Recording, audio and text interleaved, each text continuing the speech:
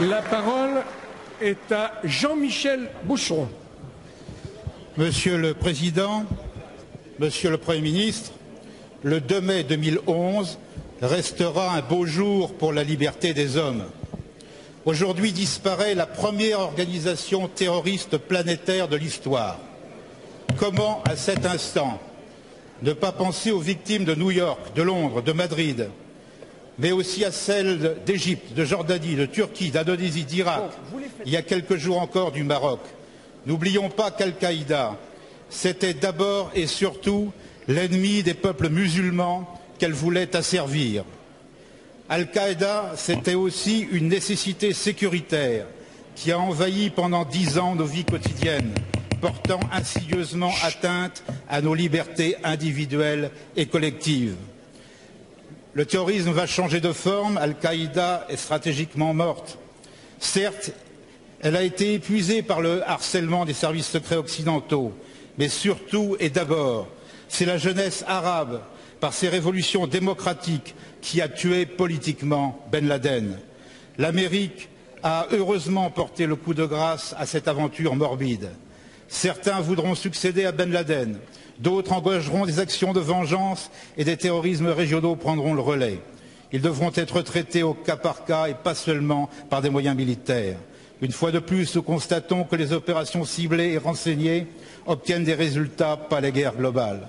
Nous sommes allés en Afghanistan par solidarité avec nos alliés, c'était notre devoir.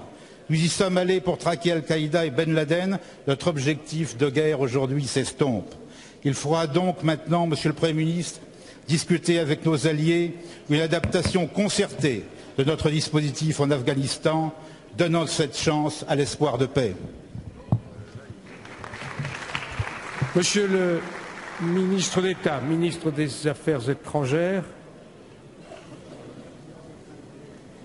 Alors, Monsieur le ministre de la Défense. Merci, Monsieur le Président. Avec l'autorisation de Monsieur le Premier ministre et du ministre d'État,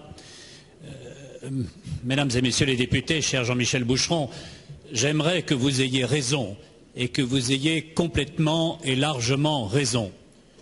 Pour avoir, comme mes prédécesseurs, trop rapidement séjourné en Afghanistan auprès de nos troupes, pour avoir rencontré les responsables de la coalition, pour avoir échangé avec le président élu Karzai, je constate malheureusement que nous sommes dans une situation d'une complexité que la position géographique de l'Afghanistan, que la situation de ses voisins immédiats a rendu presque inextricable. Assurément, et vous avez raison de le dire, la disparition du personnage atrocement emblématique de Ben Laden est une opportunité pour affaiblir ceux qui ont fait le choix des armes et ceux qui ont fait le choix du terrorisme.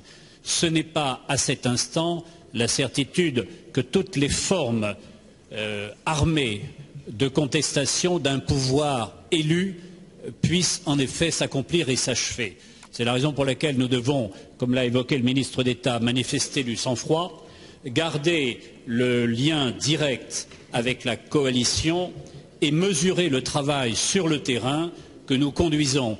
En Surobie, en Kapisa, les troupes françaises font un formidable travail pour construire la sécurité. Nous pouvons espérer présenter au moins l'une de ces deux régions à la transition, c'est-à-dire à la prise en main par l'État afghan lui-même de la sécurité. Ce sera pour nos soldats la meilleure récompense et la certitude d'un travail utile. À cet instant, cela dit, le sang-froid et le réalisme commandent, même si, je pense comme vous, il y a un symbole de l'hostilité absolue qui a disparu et peut-être une chance de dialogue entre Afghans qui acceptent définitivement que les armes ne sont pas la voie pour leur pays.